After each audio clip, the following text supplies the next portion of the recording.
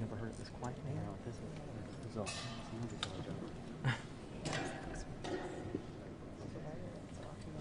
Why'd he do that?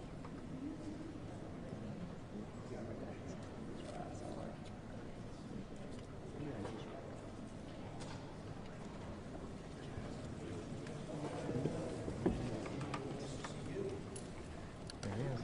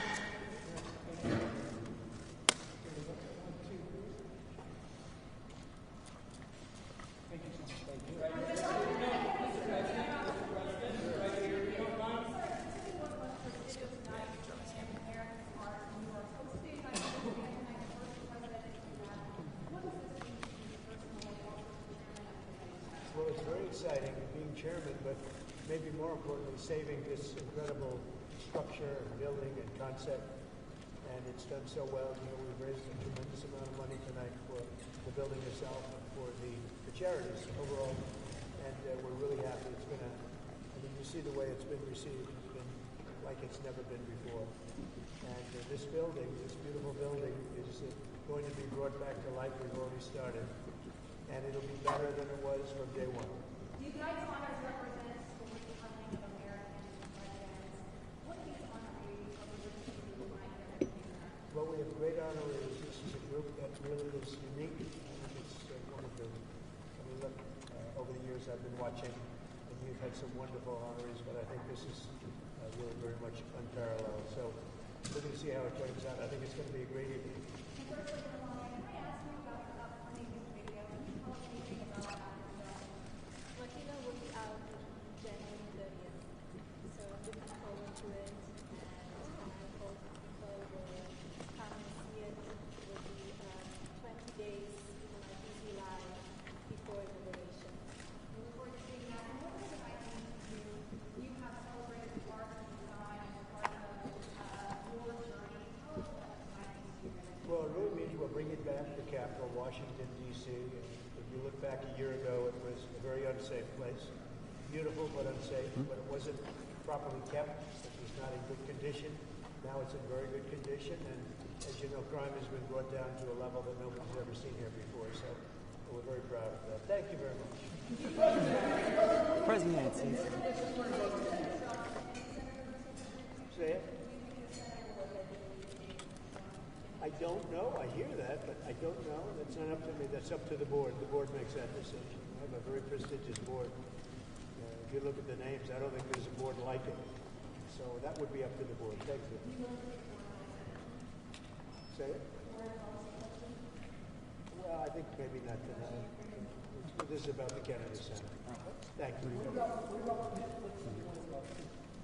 Well, that's got to go through a process, and we'll see what happens.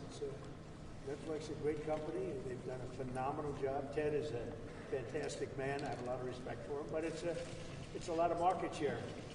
So we'll have to see what happens. President Trump, who's on your list for next year's Kennedy Center honors? I looked at the list today. I can't tell you that yet, but a lot of people want to be on my list. You'd like to be on the list. I don't know about that. I have a question for you, Mr. President. How have you prepared to host tonight? Well, maybe I haven't prepared. Maybe you want to be a little bit loose. If you look at the great hosts, Johnny Carson, Bob Hope, those are the greats. If you look at the not-so-greats, like Jimmy Kimmel, he was just terrible. But no, I think you want to be just loose and not a lot to prepare for, really. You know what you have to be? You have to be yourself.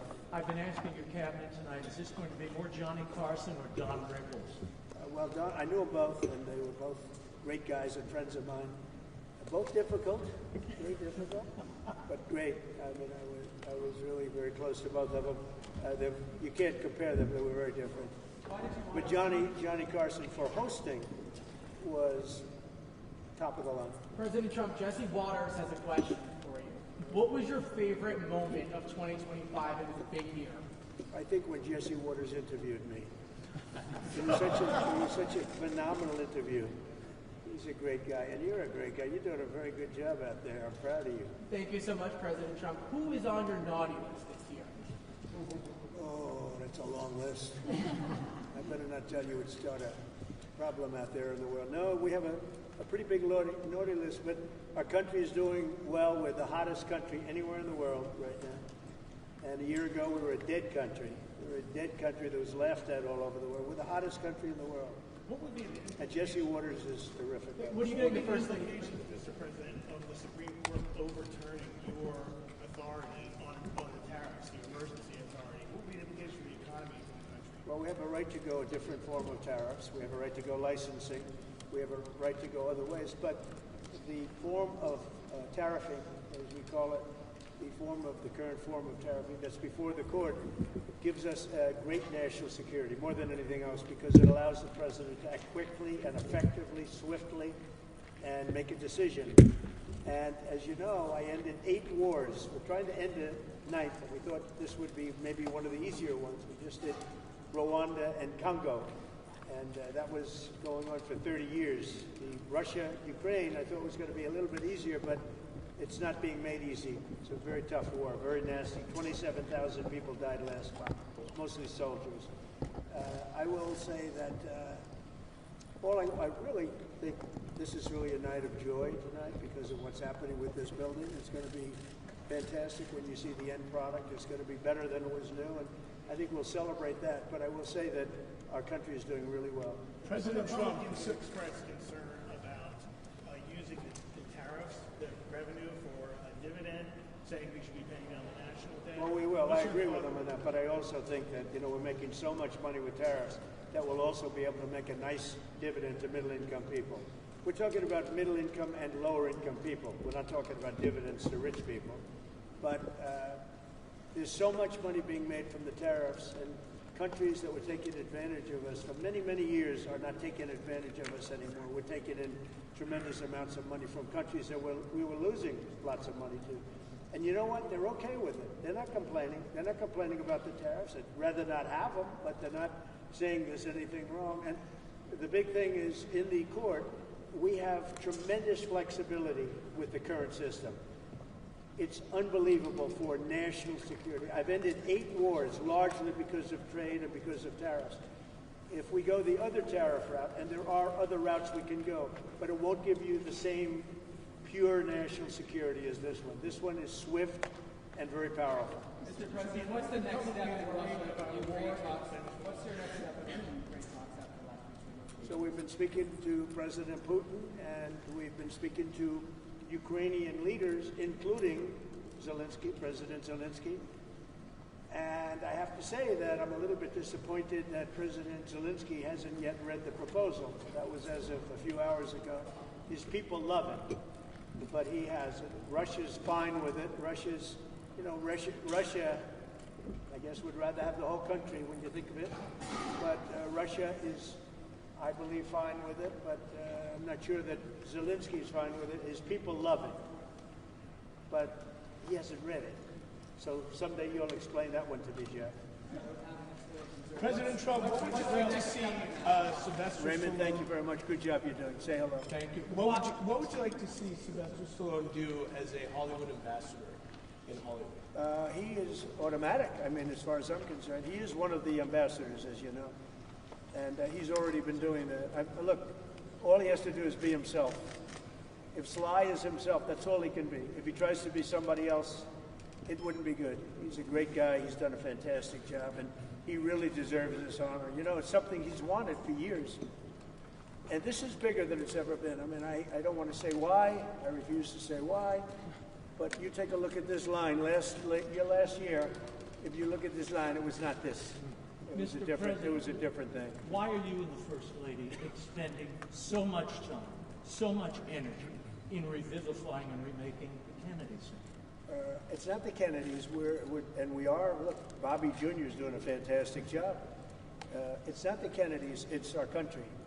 We're bringing our country back, and we're bringing D.C. back, Washington, D.C. We're bringing our capital. It's a safe place now. No, I mean It was the a very Kennedy unsafe. Center, the center itself. Why are you so focused on revivifying? Because it could never be built again.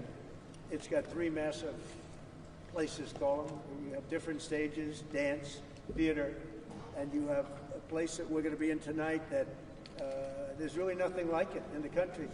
And if this disappeared, you'd never be able to build it again. And I'm able to save it because that's what I used to do for a living, really, is, well, maybe better than anybody else. I could take something and spend less money than other people and make it better than anybody else could.